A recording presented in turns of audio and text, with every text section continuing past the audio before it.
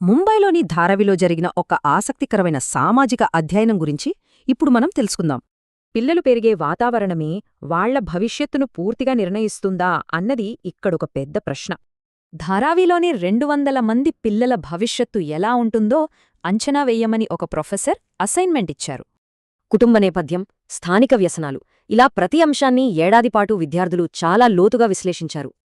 అయితే 1 సంవత్సరం తర్వాత ఆ పరిశోధకులు ఇచ్చిన రిపోర్ట్ చాలా నిరాశాజనకంగా ఉంది. వాళ్లలో 95% మంది నేరాల వైపు వెళ్తారని, కేవలం 5% బాగుపడతారని అంచనా వేశారు. ఆ అసైన్మెంట్ పూర్తయింది, గ్రేడ్లు వచ్చేశాయి. ఇక ఆ పిల్లల గురించి అందరూ పూర్తిగా మర్చిపోయారు. సరిగ్గా 25 ఏళ్ల తర్వాత జరిగిన ఒక ఫాలోఅప్ అధ్యయనం ఈ కథను పూర్తిగా మలుపు తిప్పింది. కొత్త పరిశోధక బృందాలు ఆనాటి పిల్లల్లో 180 మందిని అద్భుతంగా తిరిగి కనిపెట్టగలిగాయి. పాత రిపోర్ట్ ప్రకారం వాళ్లంతా నేరాలు చేసి జైళ్లలో మగ్గుతుంటారని పరిశోధకులు భావించారు. కానీ ఆశ్చర్యంగా వాళ్లల్లో జైలుకు వెళ్ళింది కేవలం 4 లేదా 5 మాత్రమే. మిగిలిన వాళ్లంతా చాలా గౌరవప్రదమైన జీవితాలు గడుపుతున్నారు. ఇది పాత అంచనాలను పూర్తిగా తలక్రిందులు చేసింది. అంతటి కష్టమైన వాతావరణంలో పెరిగినా వాళ్లు నేరాల ఊబిలో పడకుండా ఎలా తప్పించుకోగలిగారో, తమను తప్పుడు మార్గం నుండి రక్షించిన ఒకే ఒక వ్యక్తి గురించి వాళ్లంతా చాలా గొప్పగా చెప్పారు.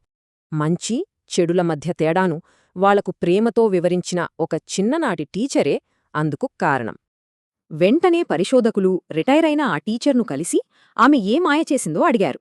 దానికి ఆమె, ఎలాంటి మాయ లేదు, ఆ పిల్లలను నా సొంత బిడ్డల్లాగే ప్రేమించాను అని చిరునవ్వుతో బదిలిచ్చారు.